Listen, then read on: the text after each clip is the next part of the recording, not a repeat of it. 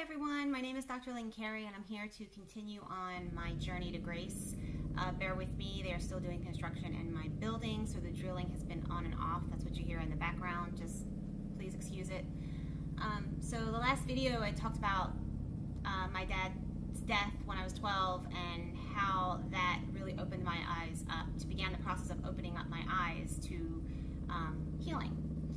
The next thing that happened to me was, so I was getting ready to enter high school and I discovered a bump in my back.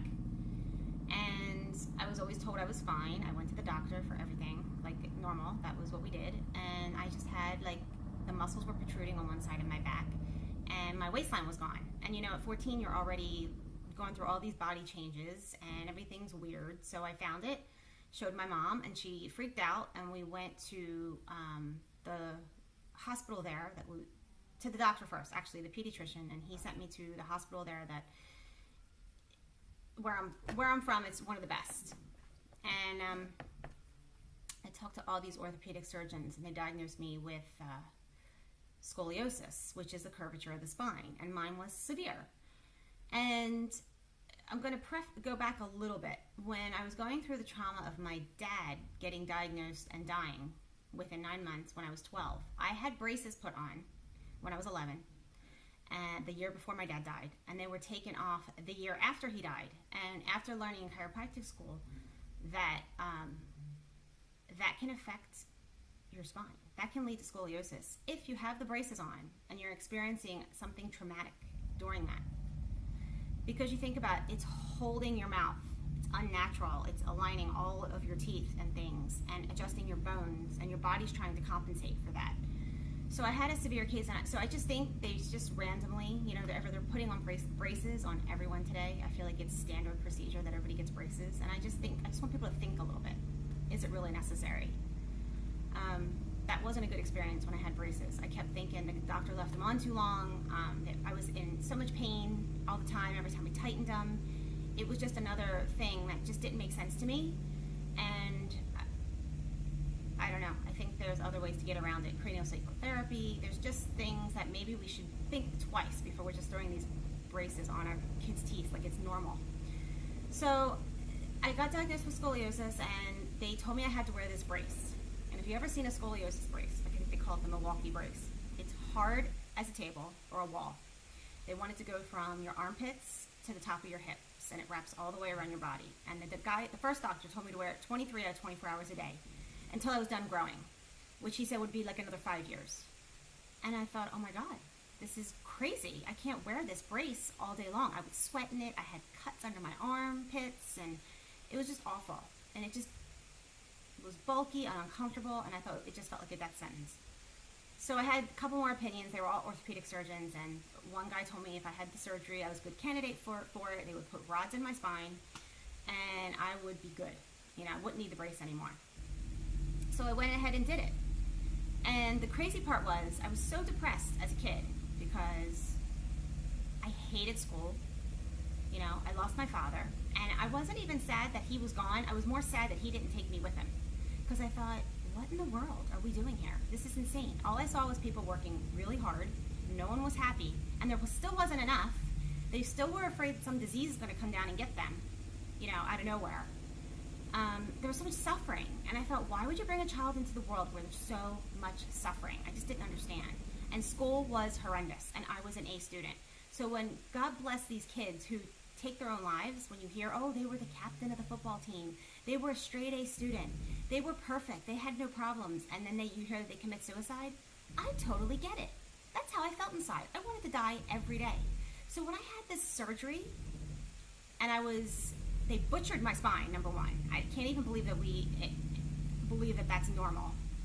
I just remember being in the hospital thinking, it's a relief from my life. I'd rather be in this hospital than go back and have to deal with the daily rat race of life.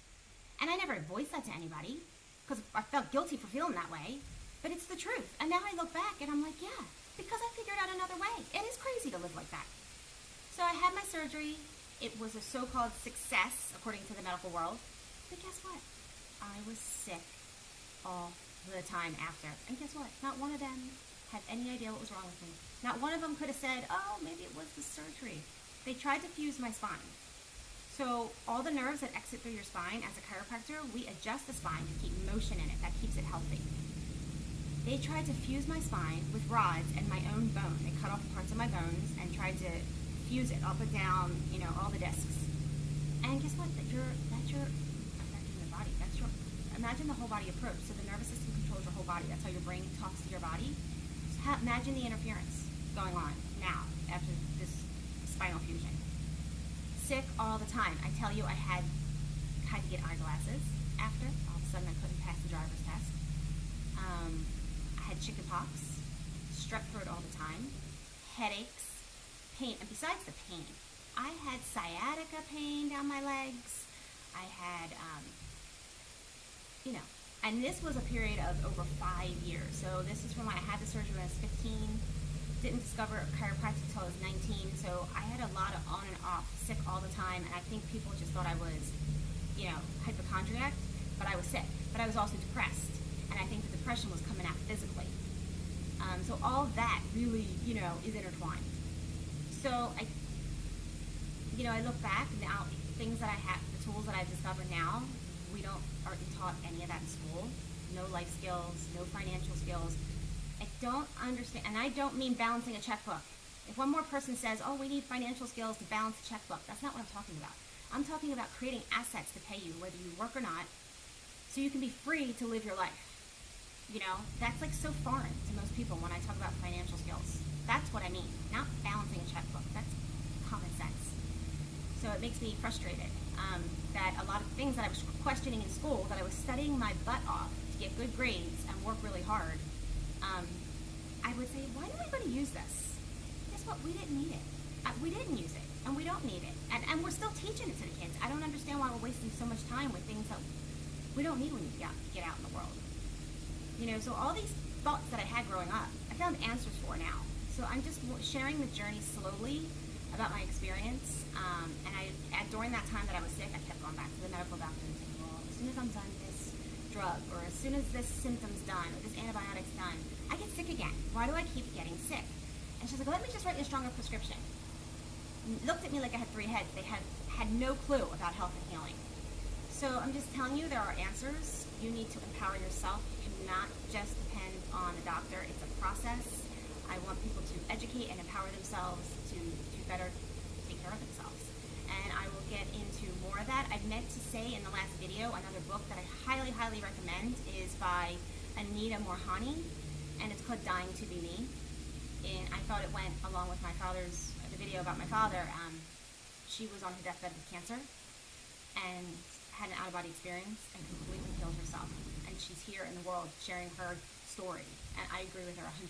It's so empowering. So there's just so many things that you can find and learn and empower yourself. I just want to eradicate the fear from people. The fear of all these things that, we have. That's not necessary. So I'll continue with more of my journey in the next video. If you like this video, please like and subscribe and tune into my next one. Thank you so much.